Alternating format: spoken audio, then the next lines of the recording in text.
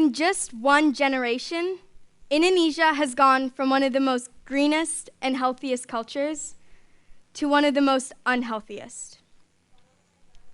How is this possible? Well, like always, there are many reasons. For example, a lack of education and information on topics like health and food. Or looking at the wrong examples too much, like fast food as a change of status. Population growth has resulted in mass production and quick harvests. Simple old-fashioned farming has been replaced with pesticides, synthetic fertilizers, and modified seedlings. It used to be the short distance from our farms to our tables, but now the large international supermarkets come in, and the well-known pisang or banana can easily be imported from islands or even countries across the world.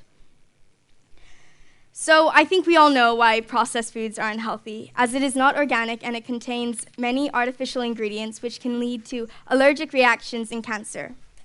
Refined carbohydrates, which is contained in all processed foods, most often is not in the form that we can use for energy.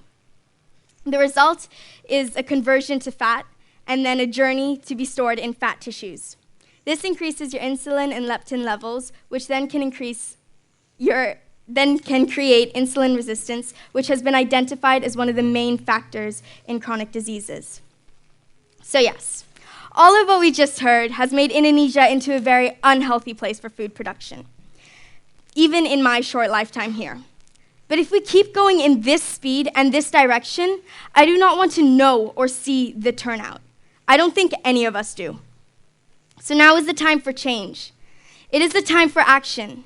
We need to bring back what once was already here, to make the people and the farmers aware that they do not have to rely on chemicals to provide food for our nation. How can we do this? Well, I believe that the way we are being taught here at the Green School, to learn through experience, works really well in this culture. If you can show a successful example to the community, the people are going to be more willing to copy it because they see that it is successful and they know that it works. And what is a better example than Cool Farm? Cool Farm inspires people to do sustainable gardening, and they provide information for the community to build their own gardens. And so I thought, why not try something like this and that is already a success and give it back to the community? And so I started something up like this, very similar, that is in a place that's very close to my heart. It is a place called Wanagiri Cow on the slopes of the Batukaru mountain. And personally, I'm a strong believer in youth power, as you might know from Bye Bye Plastic Bags.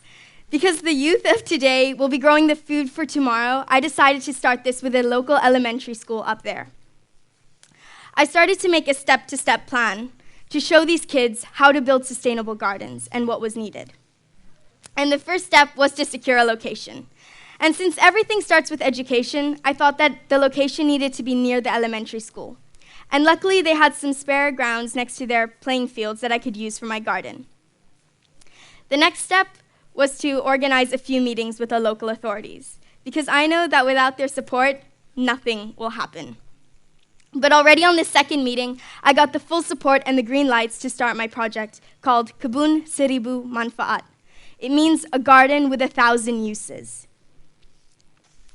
And step 3 was to create a group of youth surrounding me. Here on the photo, you can see a smaller part of a larger group of around 30 to 40 students, all in the grade 5 and 6 from that local school.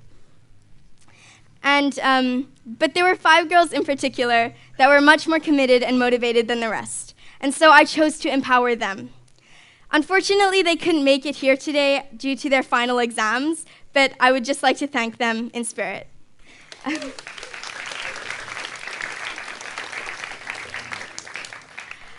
I took them down to the Cool Farm to show them more about sustainable gardening and so they could learn and teach their own peers later on.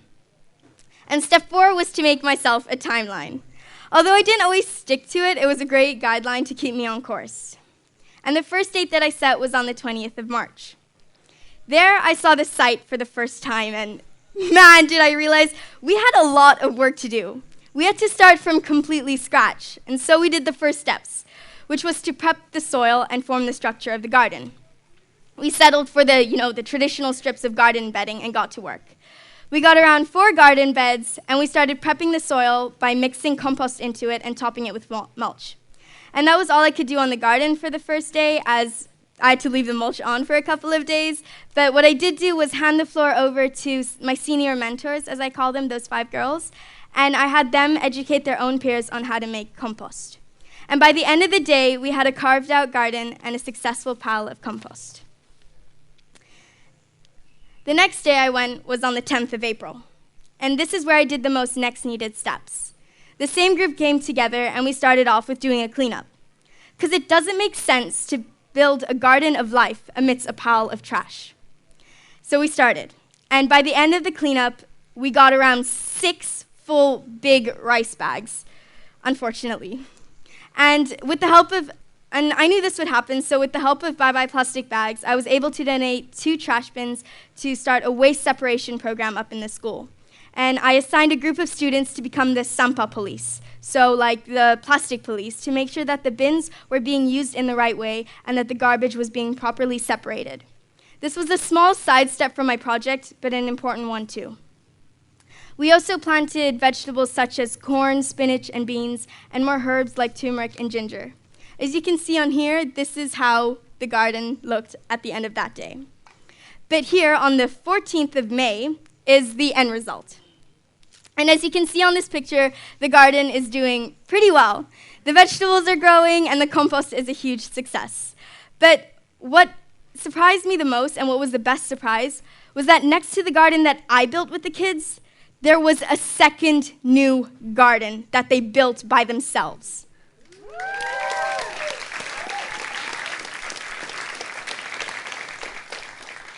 This means, and I absolutely love it, and it really means that they understood what I was teaching them and that they're making their own positive effects on their communities by growing these gardens.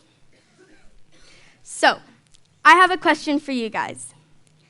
Do you think it is possible to bring back the old and holistic way of farming? I say yes, and it all has to do with education, or more like the lack of education. What I learned from this was that all of these local kids wanted to do something. They wanted to make a difference, to change. But since they're being barely educated on problems like this, how can we expect them to come up with the solutions? So that is where we can come in. We are so lucky to go to the Green School and to be taught these amazing things that we should spread our knowledge with the community around us and help guide them in a direction that is good. Everybody in the village, young and old, teachers, students, farmers, are all following this project, Kebun Seribu Manfaat. And actually, the head of the village has stated that if this kebun was a success, there's already 1 hectare that is available now for the larger community up there to do sustainable gardening and farming.